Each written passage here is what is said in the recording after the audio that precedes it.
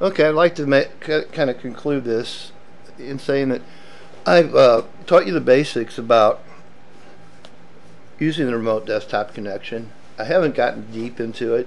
I didn't intend to. I didn't want to try to confuse people who were new to it without it to frustrate them to the point they didn't even want to try it. There's a lot more to know about it. And the best thing to do is know that Google is your friend. If you need to know more about things, use Google. Type in a query and do research on it. If you're using an operating system besides Windows XP Pro or 2003, yeah, versions of Windows like 95, 98, 98 second edition, Windows Me, NT 4.0, and 2000 don't come with this remote desktop application by default, but you can go to Microsoft's site and you can download it right there and install it and still use it to connect to all of those other machines. It's great. It's a great tool. One thing you want to put in Google are things like remote or terminal services,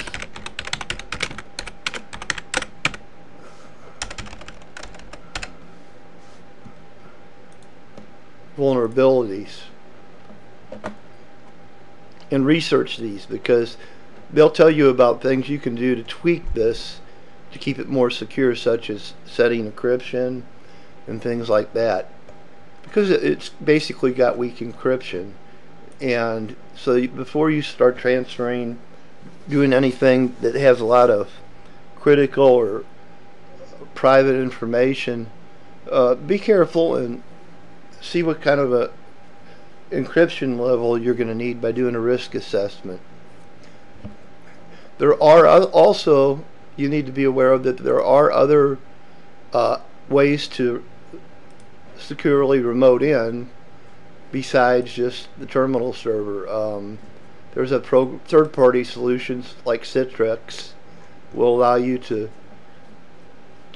remote into desktops from remote locations also.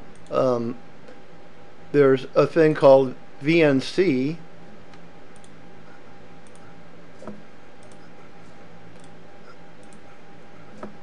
also called virtual network computing. There's a bunch of versions of those out there.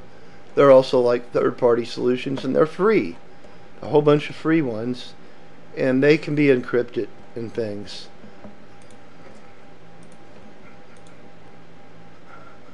There's a solution called a virtual private network, which pretty well comes by default with the Windows servers, that you can use to remotely and securely administrate your desktops, workstations, or network. And a virtual private network, or VNP, it's a lot more complicated to set up, but it's also a lot more secure because it encapsulates the data through the various protocols that it uses to communicate.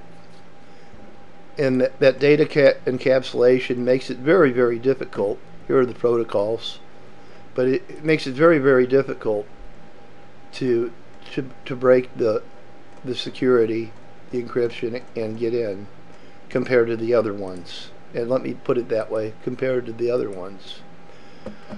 Another thing you want to be aware of is if you set up the remote desktop from the office to the home, your home ISP may assign you a dynamic or a static ISP. Once again, Google is your friend. I've said this many, many times. Google is your friend. Go to Google and type in dynamic IP number and do a little research on dynamic and static IP numbers and find out which you have. Depending on what you're paying for, your ISP may assign you a dynamic ISP or a static one. One will be leased and change every so often, and they may change every week, every day, every month, depending on what the ISP has set up with you, and if it's changing, when you go to the office, and you won't be able to remote in if it's changed and you don't know the new one. If it's the other on the other side, if it's one that you've paid extra money for and it stays the same all the time, it's not something that you'll have to worry about. But if it is changing, there are solutions to alert you when it does change and give you the new one, and those